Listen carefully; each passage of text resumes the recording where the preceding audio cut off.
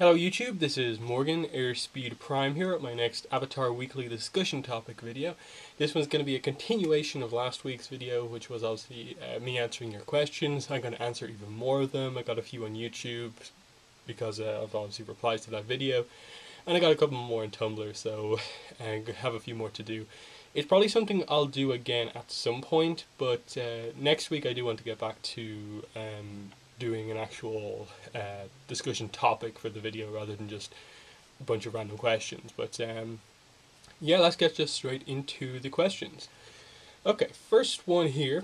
Do Yakone and Hama hail from the same family tree? Are they related? Um, I think it's one that's impossible to answer right now, just because we really don't know like which tribe where Yakone is actually from. Like he could be like one of the kind of first generation of people like you know that came to Republic City, but like I think he ultimately has to have one of his origins in either of the tribes. I would assume that because he went to the northern tribe, he's probably from the Northern Water tribe, whereas Hama is from the Southern Water tribe. So I think that would hint at them not being related.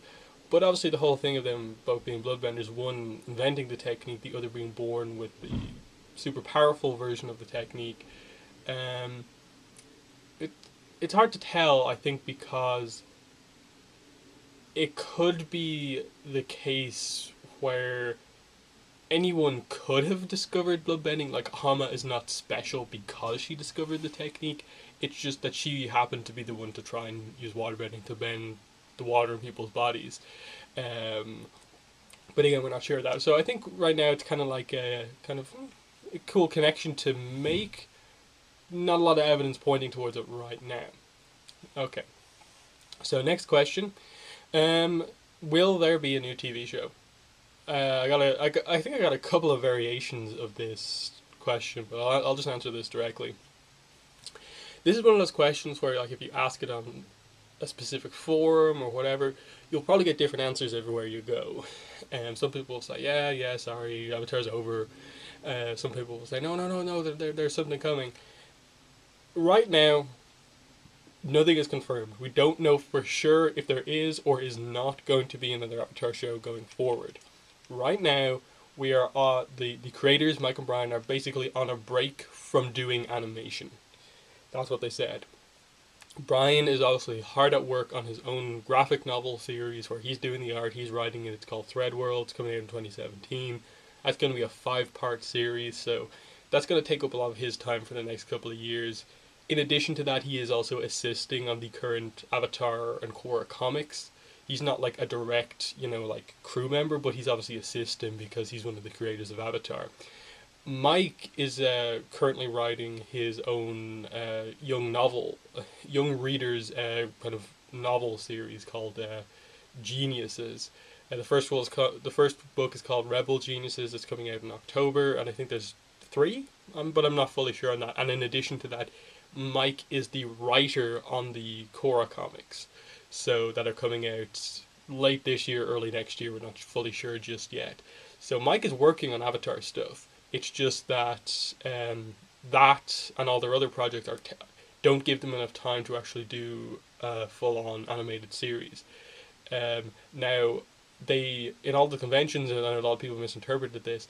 They never confirmed that they weren't ever going to work together on something. I'm assuming it's just going to be a couple of years, and then maybe we'll hear some news about them coming back together. I can't see them just leaving this universe as it is. That's the end of like it animated.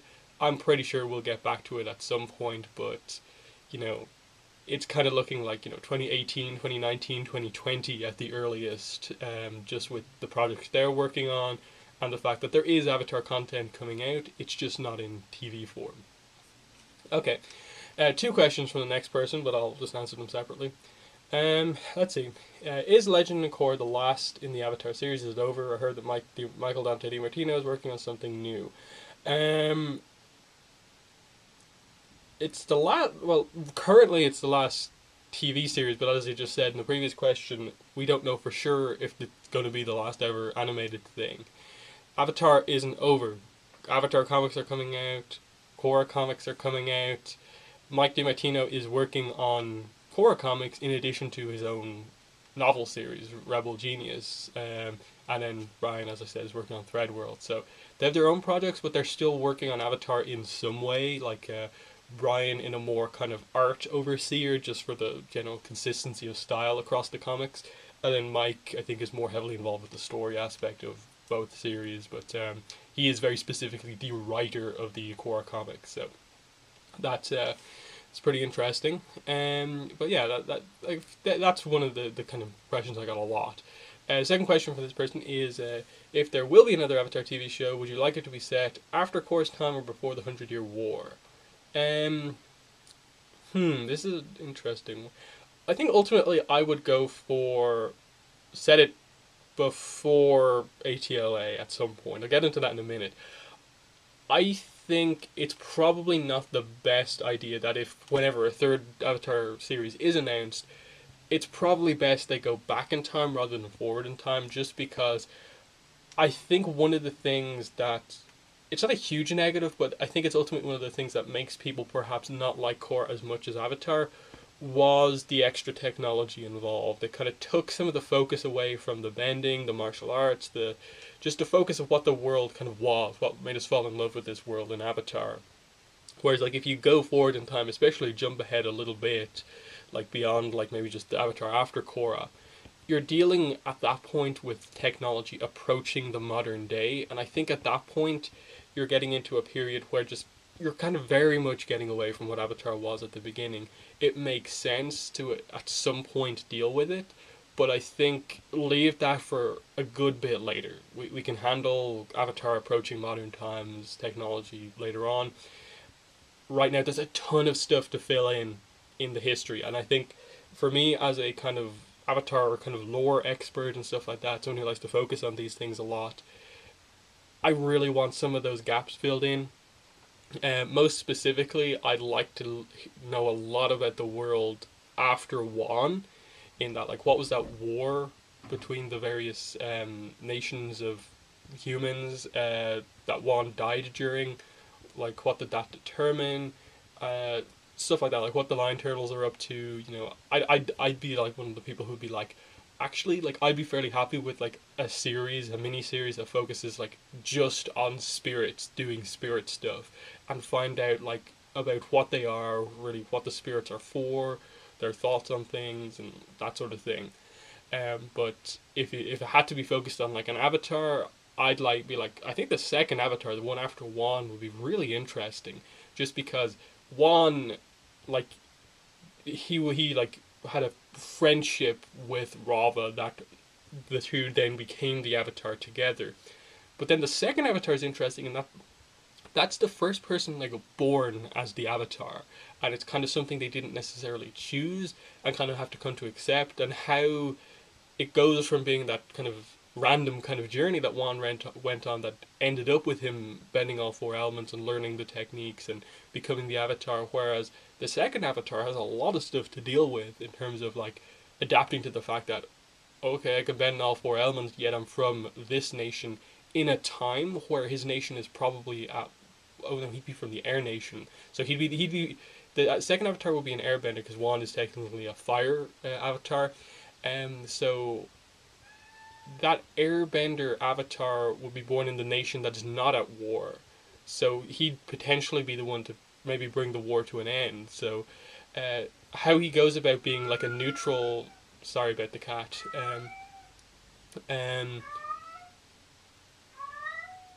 how he goes about like being from a neutral faction, trying to learn the bending forms of another nation would be very interesting, because he'd have to deal with a world at war basically. So I think the second Avatar is a very interesting one, in that you have backstory straight away just with the previous Avatar and what went on in his life. Rava, I suppose, explaining a lot of that to him, because I assume a lot of the early Avatars would have to have direct contact with Rava, or obviously at the same time the second Avatar would be in contact with Aang as the first kind of like Avatar advice kind of thing. So I think the second Avatar will be an amazing story to tell, given that we know a lot of the key events in Wan's life. But I still think there's actually a good amount to fill in. You could almost do a series about Wan, what went on between him fully becoming the Avatar and his death. But yeah, moving on to the Tumblr questions now. What would be your pitch for a future ATLA series that takes place between ATLA and LOK?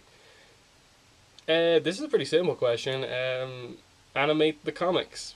Like, there's not much else to really say. Like, we have a series that's dealing with this time period, and it's the comic series that we have. Just animate them. Animate the Promise, then the Search, the Rift, Smoke and Shadow, North and South.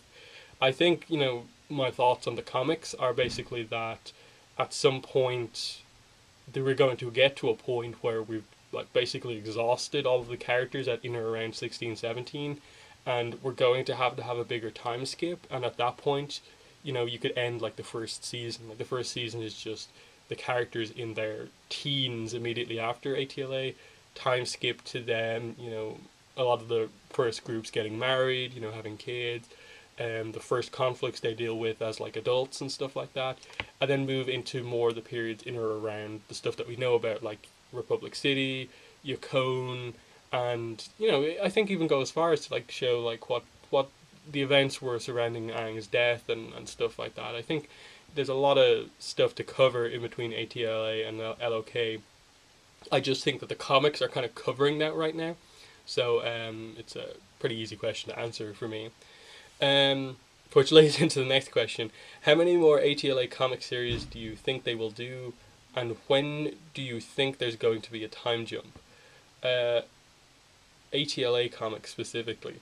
I think at the very least they're doing one more. There's going to be North and South, and then there's going to be another series after that. I think that's going to potentially wrap up Azula's plot, but maybe it's too soon just to do it in one series. I think once you've dealt with Azula, and depending on how North and South goes, I think you've more or less dealt with all of the stuff you can deal with the characters at these current ages without having a big time skip. So, time jump I think is going to happen after the series, after North and South. Next question. Do you think they will do a Sokka Suki comic in the future, and when?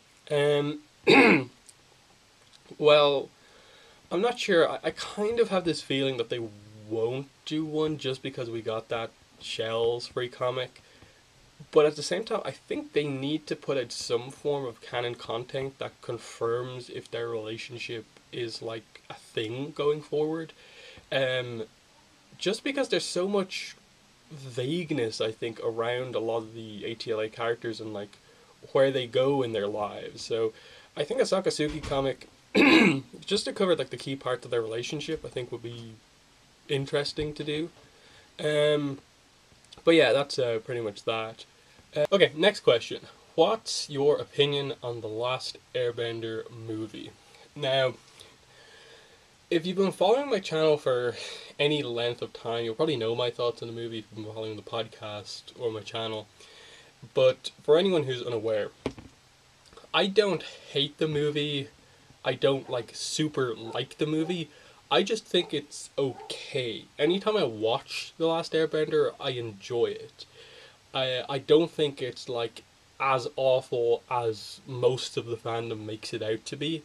And it's always been a kind of thing that annoys me with the fandom, that they don't like the movie, yet they just are obsessed with talking about it. That they just feel the need anytime anything comes up about the movie to go over how much they hate the movie again, even though they are the people who really should have no interest in the movie since the first one. Okay, you watched the first one, you don't like it, ignore it. Let the people who do like the movie talk about the movie.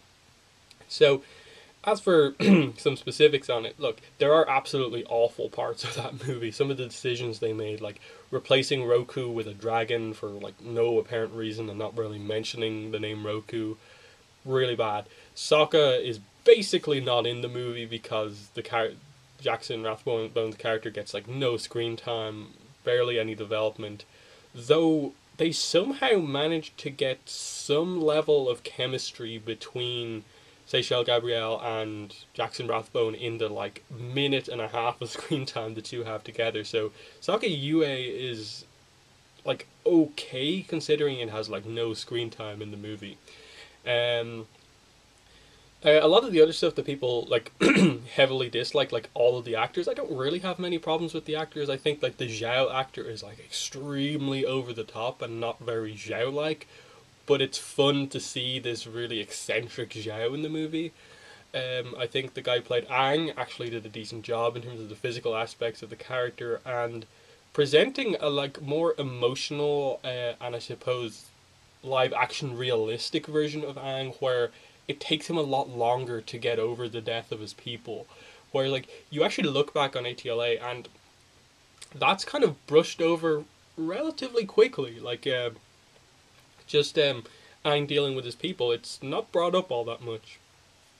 And beyond episode 3, so I kind of like that they base the emotional kind of core of the movie around Aang trying to learn waterbending, but not being able to let his emotions flow.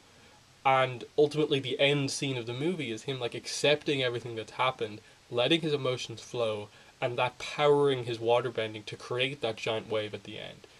It simultaneously adds extra stuff to Aang's character, the emotion, and also adds an extra layer to Aang learning waterbending. Whereas in the show, they actually, because Aang adapted to waterbending very quickly, they really didn't get into the philosophy behind waterbending all that much. Like through very kind of subtle scenes, you got references in the show that strong emotions affect the power of your waterbending, but they never flat out said that. They never in the show said like flow like water. It was left until Korra much later on and Katara saying flow like water to really get that idea, like that your emotions, if you let them flow, it can help your water bending. So I actually really appreciate that the movie really nailed the philosophy behind waterbending, and you know that last sequence is really good. That music piece, "Flow Like Water," is really good. Um, then just very quickly, stuff like the concept that they did in the movie, where firebenders need a source to firebend. That it's actually a special technique in the movieverse that firebenders who can create it just like it is in the show from just punching from their chi. It's actually a special technique. It's Iroh's kind of big moment in the movie when he does that. And I kind of like that because they very much set it up that something they didn't really touch on all that much in the show, but I think it's implied that the Fire Nation are really winning the war because yes, they're militaristic and stuff like that, but they're a fairly small nation in the grand scheme of things. The reason they're winning is because they put a lot of their wealth into developing machines of war. Those tanks, those ships, and then later airships, they put a lot of effort into that, whereas the other nations don't, and so the other nations rely a lot more on their bending and just their general military, and they don't have as much machinery. Whereas the Fire Nation, especially in the movie, that because they have a little bit of a setback in their bending that they need a source, they make up for that with just their sheer technology, and that the Sozin's Comet in the movieverse actually grants all firebenders the ability to bend without a source. So that's why the firebenders are so powerful during the Sozin's Comet, in that it's not that everyone's firebending suddenly gets more powerful.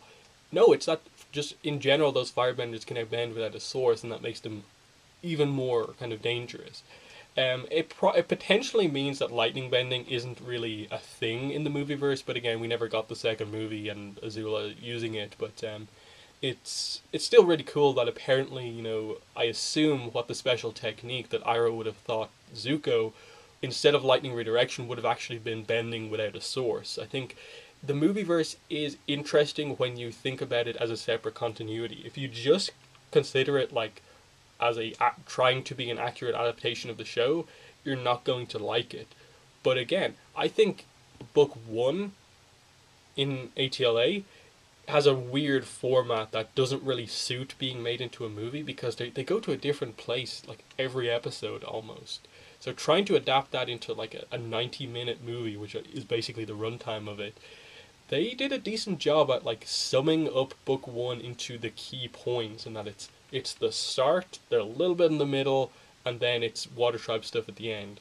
Whereas like the show, obviously we have the start bit, then we go to Kyoshi Island, then we go to Omashu, then we go here, there, and we're just all over the place that they just couldn't cover in this show without just having just this montage in the movie. Like, I completely understand actually why they cut out the Kyoshi Warriors from the first movie, in that it just would have been a distraction from what is ultimately a book meant to be focused around waterbending, and that you could technically just introduce Suki in book 2, a book that's focused on the Earth Kingdom, and have her introduced properly there. But yeah, that's my thoughts on the Last Airbender movie. I think a lot of people really don't give it a chance, and a lot of people actually really badly shut down any sort of discussion on the movie, and just really just turn it into like, oh, it's a contest about how much you can hate the Last Airbender movie, rather than looking at it like really just like in a balanced way, like Avatar thought us to have. That like the movie has some positives, it has a lot of negatives, of course, but I think the fandom tends to just hate on it unnecessarily. And as I said, if you hate the movie, don't feel the need to go out and talk about how much you hate it every time you see it mentioned. Just that. So yeah. Last question. Do you think Korra is the last Avatar we will see mentioned in a series or in comics? I suppose this is a slightly different take. Do you think that Korra is the last Avatar we'll ever see mentioned? This is basically the question about the fact that we only know like a couple of Avatars in the grand scheme of the like basically 1,000 that we know roughly exist.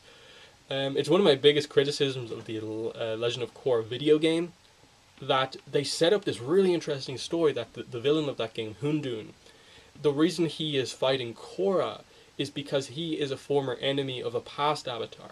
And it frustrates me to no end that they just never mentioned the name of that Avatar. They never mentioned the time period that it's set in or anything like that. So, you know, stuff like that I think is a real problem. Like, why didn't Mike and Brian just tell them the name of an Avatar? It would have been interesting, but anyway, it's hard to know, because right now we're focused on HLA comics and Korra comics, and especially with Korra and the stuff like that, we know that she doesn't have contact with the past lives, and unless it is a direct plot point of the Korra comics for her to try and get the past lives back, I don't know if we'll ever really get new avatars mentioned.